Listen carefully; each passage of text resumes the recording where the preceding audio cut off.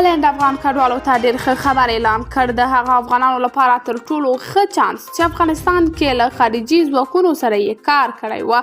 هالند نږدې 200 افغانان له پاکستان څخه خپلې خاورې ته ولېږدول.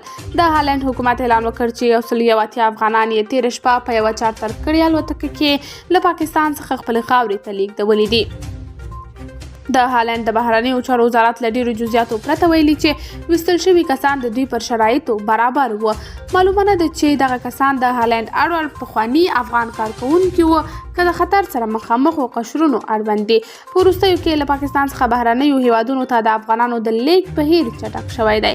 د افغانستان د نظام له سقوط څخه وروسته په سلګونه زره افغانان د طالبانو له ولکې او خطر څخه د ځان ژغورلو او نورو هیوادونو ته د تلو د زمینه برابرولو لپاره پاکستان او نورو هیوادونو ته کډوال شوي دي. آیا تاسو هم غواړئ خارج ته په قانوني ډول لاړ او که ځئ د خوښې هیواد مو کوم یو ده؟ په دې اړه خپل معلومات له موږ سره په کمنټ کې شریک، ویډیو لایک او چینل سبسکرایب کړئ.